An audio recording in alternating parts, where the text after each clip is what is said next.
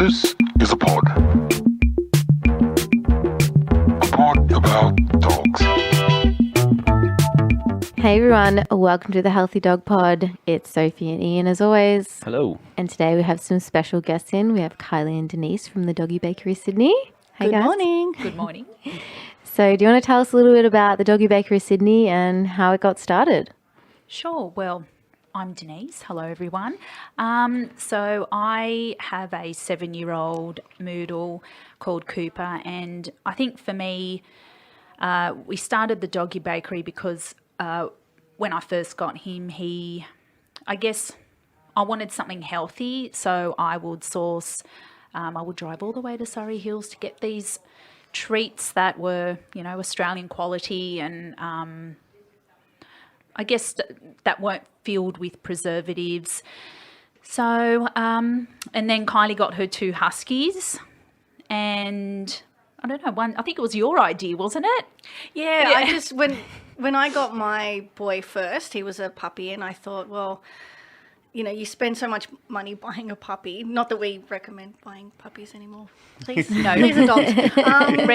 Rescue. Yep, absolutely. But we thought, well, you want to give them the best quality food and treats, and I thought, well, why don't we make them? So because Denise and I are quite handy in the kitchen, so we thought let's just make them ourselves, and we thought, we could actually sell them. So that's how we got started. And spread the good word. Yeah, absolutely. That's fantastic. So as you say, that's a lot of all of your products, they're preservative free, they're really healthy ingredients. And, I think you said this to me a minute ago about how, they're not just treats, they're snacks for dogs.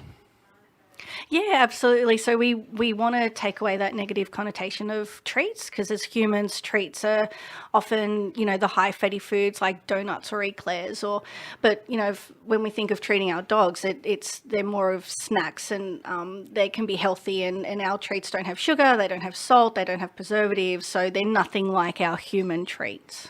That's brilliant. I think as well, like there is that kind of association where people don't want to, they almost withhold something good for the dog out of like, oh, you're being stubborn and naughty, so like you're not getting your treat today. Like this is just you guys are creating like something healthy to give your dog. It's not about, it can be used for good behavior, of course, but it's also just something good to have in the pantry as like, here's something to tie your dog over. Say a guest comes over, you need to keep them busy. Yeah. Something really, a good healthy option. Yeah, absolutely. And like some of our biscuits, we've got a carob chip cookie that looks like a chocolate chip cookie. So yeah, if you want to have a cup of tea and a bicky in the afternoon, you can kind of just spoil your dog and let them have a little one as well. And yeah. And how many products have you got on the range now? We've got about 18 or thereabouts. So we've got about 5 or 6 meat and dried meat and fish, and the rest are our handmade fresh bickies. So how do you go with cooking in the kitchen? So tell us about your little setup. Both their faces just went, oh. Yeah, at the end of very long working days, we so go you both home. have 2 jobs as well. We work full time. Yep, Denise is a primary school teacher and I'm a physio. So And you do this on the side? yeah, we do. Wow. Busy ladies. Yeah, Very and busy. because we love our dogs, and we love the feedback that we've received about how healthy made treats, homemade treats can really change a dog's skin, tummy, and that makes it all worth And overall while. well-being too. Yeah, absolutely. So talk to us. We want to know more about this kitchen. Whose kitchen is it? Whose kitchen is it? Well, we've got to. Kylie's is a mess. Mine's cleaner. We live, obviously, Denise, like I'm married, I live away, and so Denise and I have 2 separate kitchens. Yep. I am a bit of the messier one. Denise is more of the OCD one, but we still love her the same. But she's also got a bigger kitchen, so, she's kind of, blessed with the space. So we have... So I've got 2 ovens. I've got the one at home as well as a standalone one. Denise has a brand spanking new one. And also we have 2 dehydrators each as well. So we cut and slice our meats and dry them at home, so they're not imported, they don't have junk in them. And it's human grade meat and seafood, so... Yeah, exactly. So it's, you could just buy these at like the fresh ones and eat them at home. No, I can almost smell it. It's I know, I'm actually kind of hungry. Well, do you know, I've delivered some of the dried chicken, and one of our customers' daughters, so she would be like maybe early teens, she just opened them and started eating them. She loves the chicken jerky. Like, I kind of want to try it. you can. You can. I love it when it's that good. It's like you literally could just eat it out of the bag. What have we got in front of us here? So salmon and dill bickies. So who comes up with the recipes? It's a joint effort. It is. Yeah. Yeah. Usually it's so we've tried to cover with all of our biscuits. We've tried to have different proteins, different veggies in each to kind of offer a large selection. So usually if one of us has an idea about, I want to make something with this, okay, what else can we add to it? And let's try this. And it's so we both come up with ideas and work through it together. Is it like tailored towards a human palate? Yes. Yeah. Salmon and dill. I was dill. yum. That was my one. Yeah, salmon and dill. Dog's like, I don't know about dill. And the huskies are just chowing in. Yeah, Exactly. We try and we try and match them. Like, so obviously these need to be really get the attention of the human, because the humans are the ones that buy it. So it's kind of partly to please the human, but also put things in there that are quite healthy. So, like our dental bickies, we've got parsley, spinach, apple, decaf green tea, like things that are, good for oral health. So we try and have some healthy benefits to the ingredients we put in there. They're just not... they're not always just, okay, that would go well with that. We try and think about how it, even though it's in small amounts, how it could benefit the dog. I think as well, like a lot of people that are going to give their dogs treats, at the end of the day, if they are going to, one way or another, they're going to go and purchase something. So it's not just having those really cool benefits of like, it's got the oral health ones and that. The preservative-free stuff is so big. Like, I know that I wouldn't, now that I work in it and I see it all the time, I just wouldn't put that shit in my dog.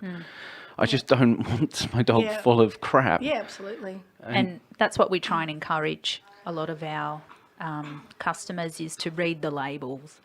Whatever you're buying, read the label. Yeah. So important. It is an unregulated industry. Yeah. Like there isn't, there's no laws on what you can and can't put in. There's recommendations. Yeah. But pretty much, like, you can put whatever you want in. And with the stuff that you've got, you said this to me as well before the show. It's like this quality it's there to be eaten. Like, it's not about shelf life. It's about how good it is for your dog when it actually goes inside them. Like, sure, it's not going to sit there on the shelf for 3 months, but food's not meant to. No. It's food. Yeah. If it doesn't go off, then it's not food. Yeah. That's right.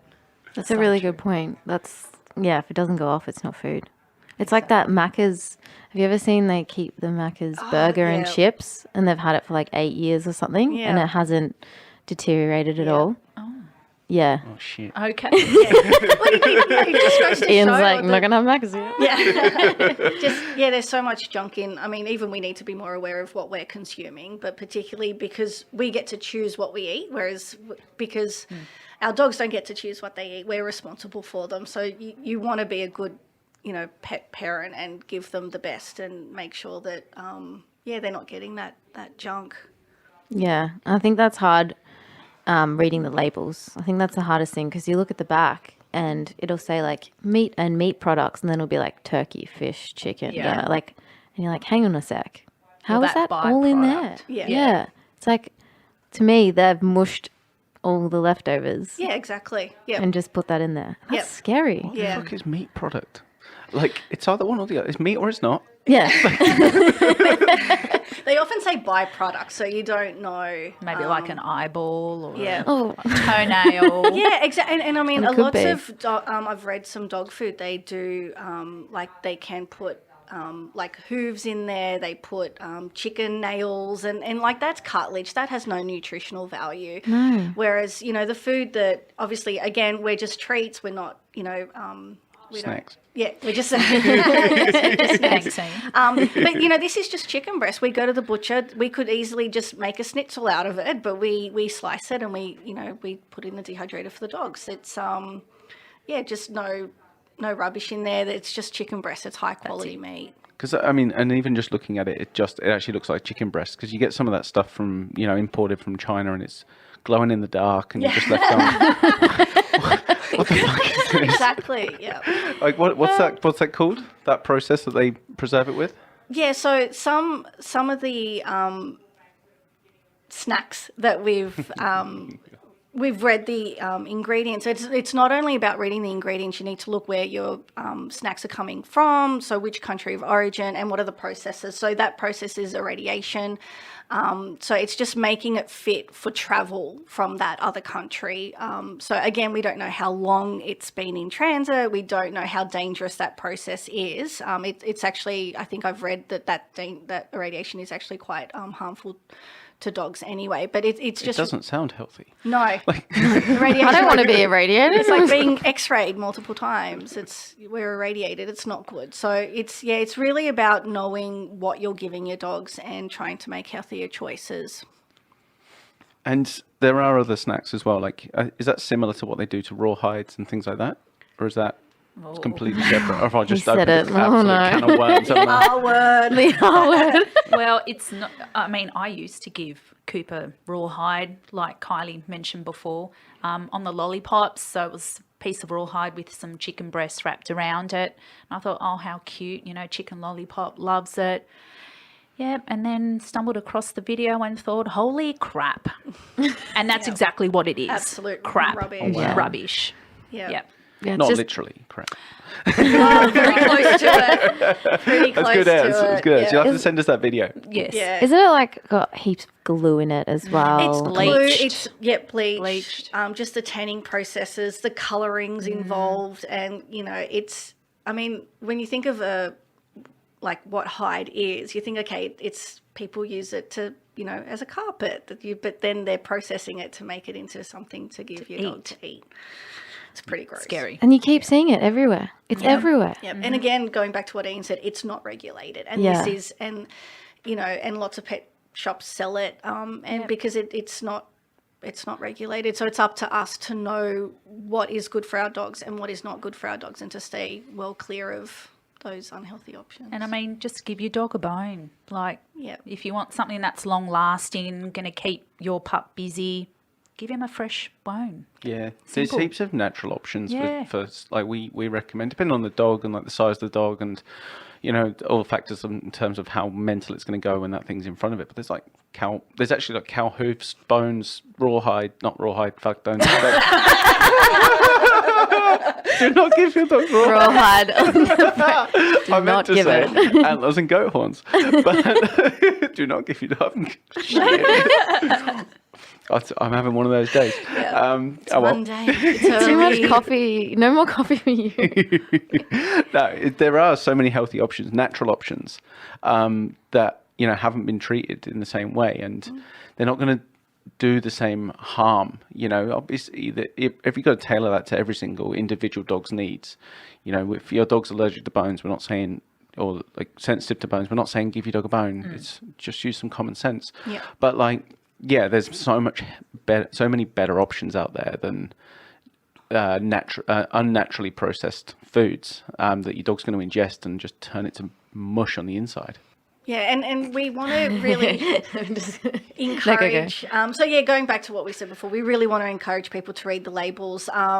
We've recently released a video blog of how to make a dog cake. So, so there's ways to treat your dog in a really healthy way. And soon we'll be introducing dog recipes that you can do, really easy, that you can do at home. And it's better that you make the treats, the snacks. It's so ingrained in us. It is, isn't it? Make your dog snacks at home. We'd rather people make them and give them healthy options than buy the rubbish at the store. Yeah. That's just... So tell us what goes into a doggy cake. I'm quite intrigued with that. So essentially it's... So other than sugar and butter, You still have the essential ingredients, flour, there's egg, there's milk. So the one that we did was a banana and honey cake, and it only had like 4 ingredients. We topped it with some cream cheese and then some of our no added sugar carob, and some natural sprinkles. So really easy. It really doesn't take long to do, and it's just a really nice, healthy treat for your pup. Where can they get your stuff from? That's what I want to know. Where can they actually purchase? So is it online, or is there a store, or? So we are online, and we also do markets once a month, sometimes twice a month. Which market? Oh gosh, We do move around a little bit. So we just had one on Friday. That was at like Miranda Westfield, but we probably won't be there till next year. This October's super busy. We've got so you can if you follow us on our Instagram, you can see where we'll be next, as well as if you subscribe to our email list, you get 10% off your first order. But also you get, we only send one email a month, and it will tell you where our next markets are. And also we give special discounts to our subscribers as well. So they get VOP specials. Nice. You need to come to the Bondi markets and do one in the Bondi markets, because I think everyone would love it. Yeah. Do you guys go there? Have you Yeah. had a, okay. Yeah, no, that would be cool. We haven't had a stall there, but every Sunday.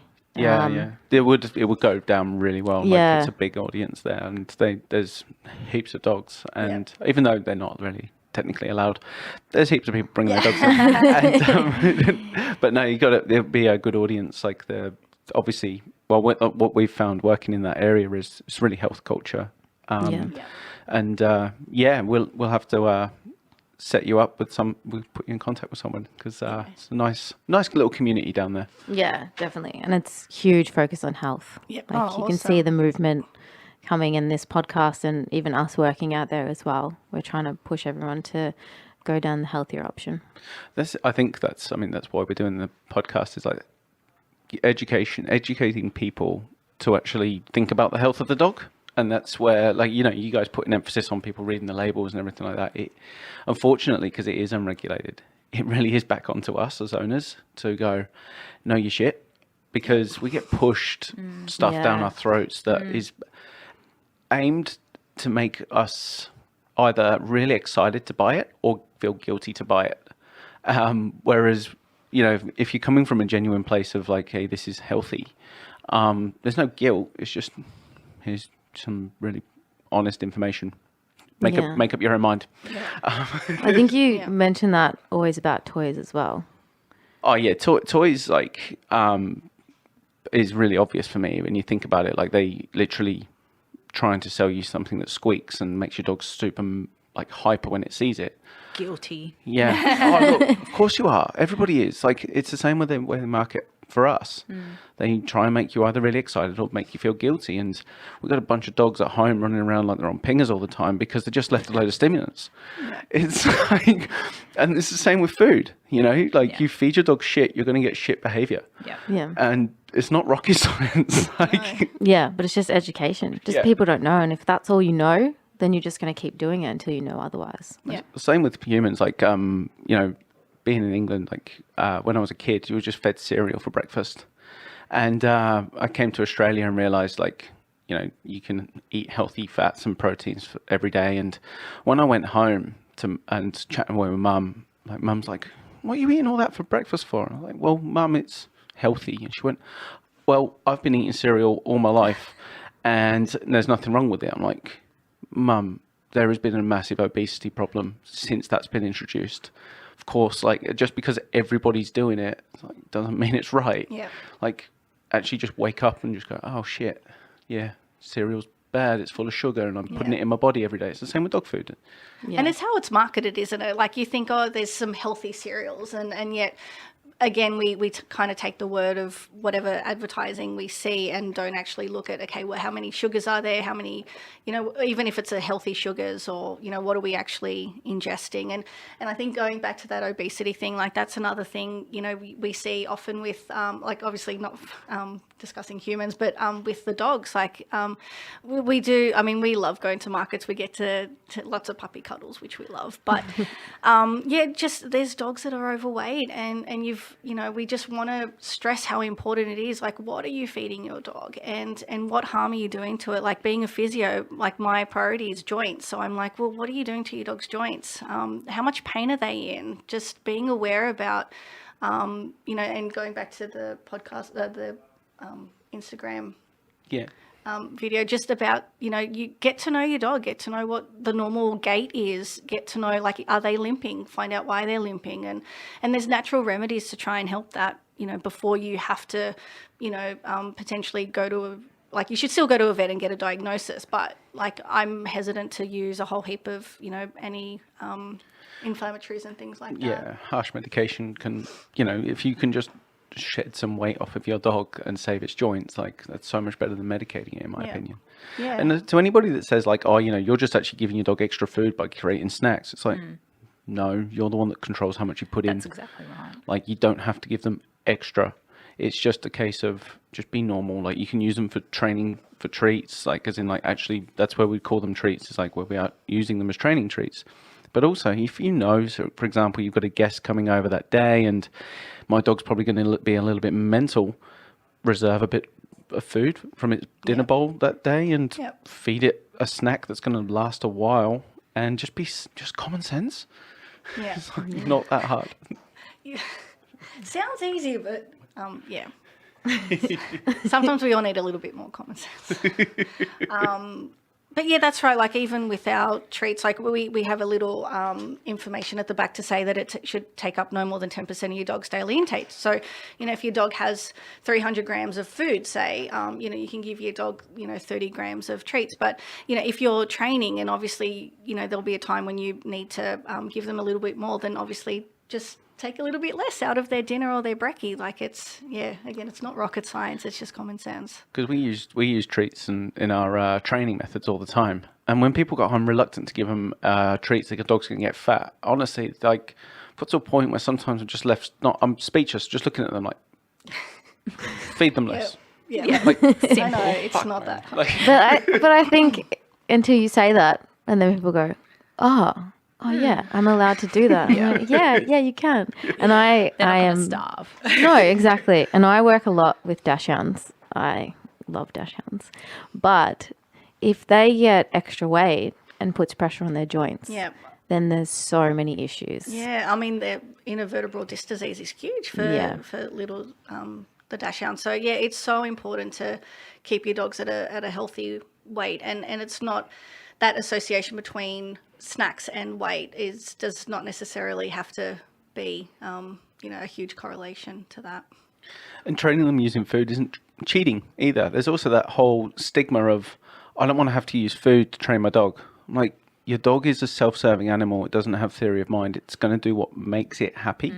You're motivating your dog. You're not bribing it. Like, you're not cheating. Yeah. Like the guy that's like, I don't want to have to use food. I want it to respect me. Like, your dog doesn't have that cognitive ability, moron.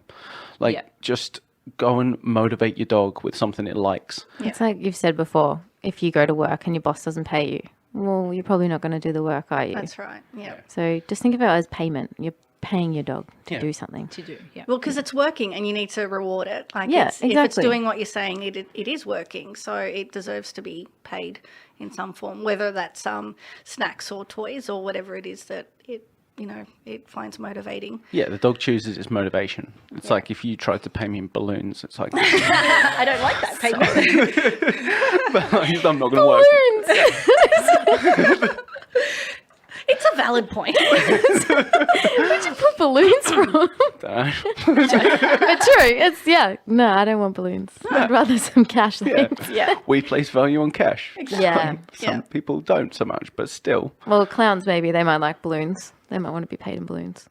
I mean, I'm sure he's probably got plenty.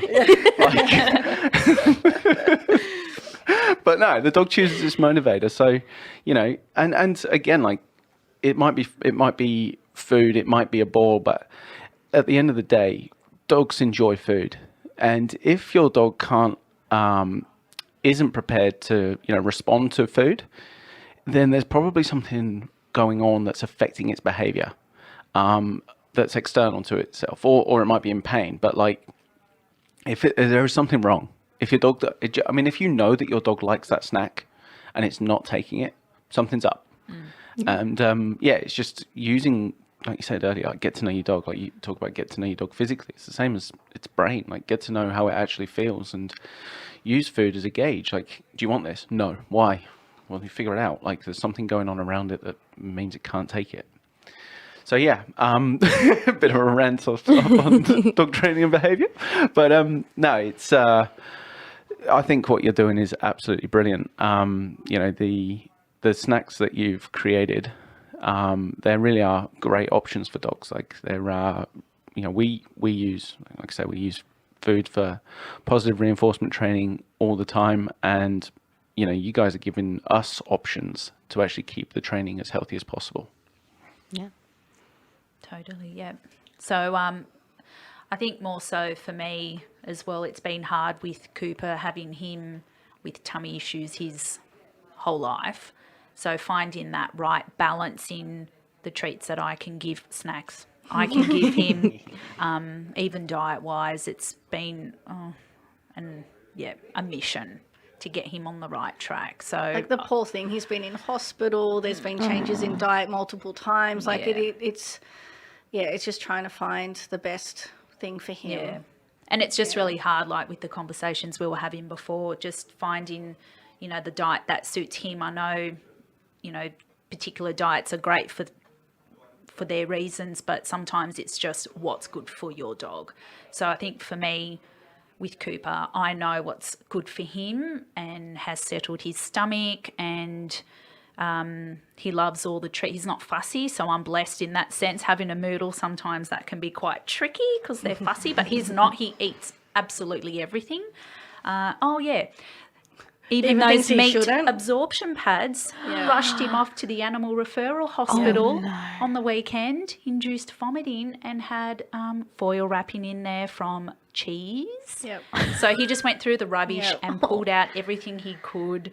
Anyway. It's interesting though, isn't it? Like to kind of, you know, we would have thought, okay, he's not a scavenger, like he's not one of those dogs. And yet you've just got to really know that, okay, if they are, you know, now Denise knows she's not going to leave her rubbish. Yeah. You know, keep the bin up and away. Yeah. I guess, you know, for us, you know, we're very, you know, trying to be as natural as possible with our food, obviously with the snacks that we make, but also, you know, what we give our own dogs. So, so we, you know, with kibble, like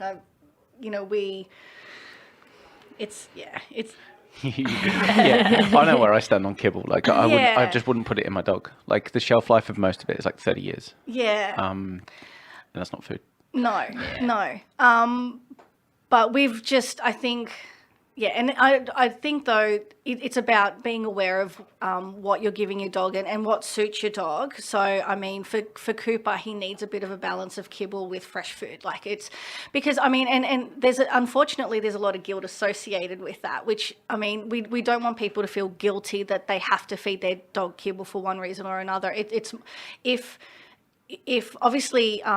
If there's better options out there and your dog tolerates it, fantastic. But, you know, if it's medically necessary that they take it, then there's no guilt in that. You're still doing the best by your dog, because there's no point putting him on, say, a fully raw diet and then he's vomiting because he can't tolerate it. Like there's, you know, I think we need to get away from the sense of guilt for giving our dogs certain things. There shouldn't be guilt. There should just be education, and we just do the best we can, you know. It's the same with affordability as well. Absolutely. You know, there's certain situations that, you know, somebody's going to be able to afford a certain diet for their dog, and there shouldn't be any guilt with that either. Like they're doing the best they can. Yeah, absolutely. I've been in that position myself many times. Yeah. And, you know, you just do what you can at the time. And I'm fortunate enough now to be able to give what, you know, an amazing food to my dog. But I probably wouldn't be able to afford to do that on my wage if I didn't have the working relationship with them.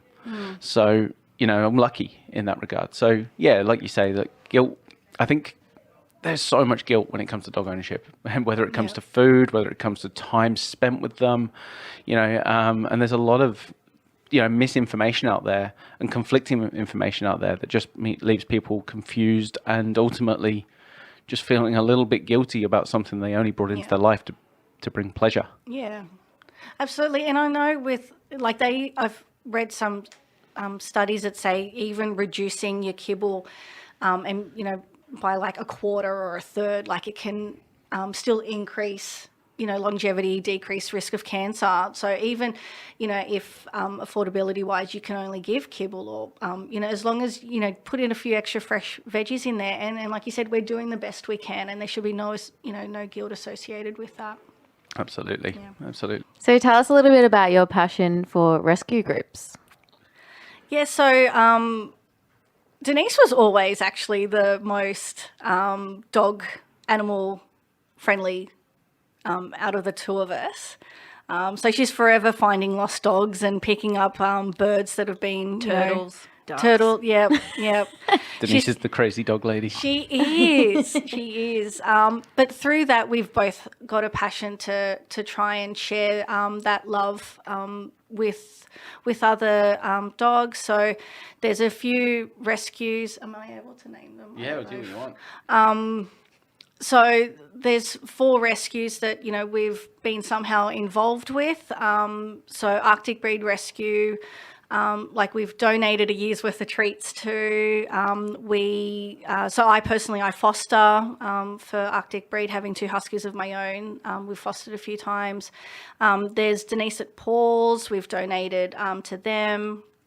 Rescue Hub, I've actually gone out and helped at the kennels with them, and also just Life of Pikelet. So we know Kylie and she does amazing work with her fosters, and so we just really want to encourage people to if possible, open up your homes to fostering a dog. There's really so many dogs that need love and attention, and Ian, probably from your point of view, that behaviourally, you wouldn't see much change in kennels. It's really about bringing them home. What do you think? Well, I'm lucky enough. I love working with rescue. I've got a really good working relationship with Sydney Dogs and Cats Home, and we do a lot of their foster care training. Oh, awesome. So yeah, I've seen firsthand how helping people get the dogs out of that kennel environment and into, even if it's a foster home like yours, can just change that dog's behavior and set it up for a win in the future. So yeah, I think any sort of help that those guys can get is going to be for the better, greater good, because they're stretched, and there's so many rescue dogs in this country, and not enough frankly not enough homes for them to go in. And so the people that are volunteering their time to look after these dogs in need really do. They'll take all the help they can get because they really do need it. Yeah. They're not being. Yeah, it's a pretty selfless act, and that's really cool what you guys are doing with the Doggie Bakery Sydney. It's so cool just to see. Just a few donations. They go a long way. Because they've got to feed those dogs. They've got to, they're in the home and they've taken them on, but it's not a cheap thing, as you know. Like Arctic Breeds, probably I've never had one, but Christ, I imagine they get through some food. Yeah, hell yeah. And $150 grooms. I'm not sure if that's kind of just washes for a Samoyed. Huskies, you don't need to wash or groom. I used to work in a groomer, and we used to get this Malamute come in, and honestly, it was amazing because it takes a good 2 hours. It was intense. Yeah. You wash him, and the groomer would actually do the cutting, and then it was my job to wash him at the start and then dry him at the end, or dry him before. And honestly, there would be hair everywhere for days. Snowing. You find it on your clothes. Yeah. My friend had a husky, and she had so much fur everywhere that she was starting to collect it to make pillows out of them. We've considered that. We just brushed them last night, and clumps of it. She showed me. I was like, oh Yeah. my gosh, there's so much hair. And they're big dogs too, so they're 30-kilo dogs. They generally don't have a particularly huge appetite, but yeah, they do obviously need a lot of food, and we just we just want to encourage people, if you can, get start relationships with rescue groups, see if you can foster, because unfortunately, like I know Arctic Breed, we have to send dogs out of the city because there's no foster homes for them here, and that's just heartbreaking. So, and that's just for kind of one type of breed, let alone all the other rescues that are about. So just find a rescue if you can. You don't have to donate money all the time. If you've got some time, or just once in a while, if they need a transport from here to there and you're available, just every little bit helps. Yeah, blankets as well.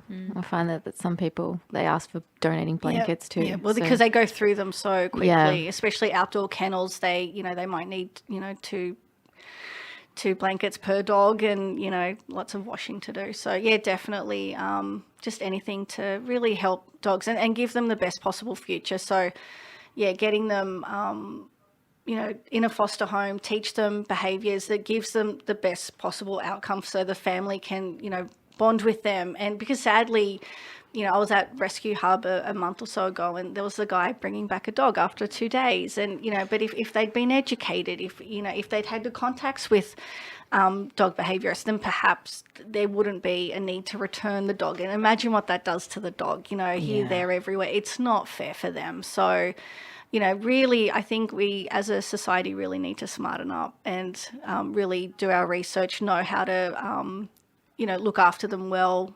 behaviourally or food wise, and seek help when we need it. Like Ian's prime example, we can access those types of services. Yeah, I think it comes back down to education, like we said at the start. The more education we have, where people are actually even just aware that dogs behavior is driven by how they feel. It sounds so common sense when you say it out loud, but just making them feel better drives like much more socially appropriate behavior. Look after them. But it's the same with humans. Exactly. Yeah. So if you're mentally not right, then unfortunately you won't function. Yeah. So Exactly Definitely. that. And same, and it goes, you said it earlier, and it comes back down to what you put in your gut as well. If you get that right. We've had guests on in the past, we're talking about gut health and mental health and the relationship, and it's a consistent, anybody that actually knows and has looked into it, they know that there's a relationship there. So get the gut right, and your product is so helpful in that. For you said it yourself, how there's no preservatives, it's just nothing but health in there, can go a long way to just helping that dog settle down and become comfortable wherever it may be. Not to mention the dogs love it. Yep. I think that's something we actually haven't even said yet, but the dogs will tell the difference. They'll go and smell out your snacks over something that's full of preservatives straight away every single time, unless they're addicted to Maccas. that'll last you 8 years. I know. Oh my God. So we have a range of products fit for different purposes. And that's based on, I guess, me having a small dog, Kylie having 2 big dogs. So we kind of wanted to find things that would cater big and small. So, for instance, if you've got a small dog or training them using food, we've got some puppy trainers available, as well as some small-sized turkey and kale, maybe about the size of a 5-cent piece coin. Yeah, so just something that's going to get that training. Make it nice and easy for them. Yeah, easy to carry around, easy to chew, and Yeah. so it's not taking them a long time. They can still associate the behaviour with the treat. It's high value. It's not, it's obviously a lot healthier than kibble. And it won't dirty your pocket. No, we have That's the stinky worst chicken bit, in your isn't it? pocket. Yeah. Smelly chicken. It's Also- my life. This is a clean hoodie, and there's crumbs in there. No, that's what happened when we were training Kibra. I found little crumbs for a year after. Also, I guess we want to also educate people on so carob and yogurt that we have. So because they are also quite small, people do like them to use them for training. We get a special kind. Has no added sugar in there like the ones that you would buy from the store. Yeah. It's good at the pet shops. First ingredient usually when you look at them is sugar, whereas ours don't actually have any sugar in them, but they just the naturally occurring sugars with the milk solids. So, but just be mindful if you're treating dogs with carob and yogurt, it can upset their tummy if they're a little bit kind of. Same with any other treat though. You put too much of it in the body, it's gonna come out. Yep. Often in runny forms. Yeah. Like liver treats is pretty famous for that. Yeah, absolutely. So much salt in there. Yeah. Delicious. Yeah, there really are the full range of products available, and they're all really healthy. And we've said it already. We love anything that's going to really give people an option, a healthy option for their dog. So we really love what you guys do, and we're really grateful for you guys coming into the studio today. And you guys have created a special discount code available to our listeners. You can get that online for the next couple of weeks. Thank you so much for doing that. I'm sure everybody will be very appreciative. Thank you. And remember, folks, a healthy dog's a happy dog. Woo! And that was the pod.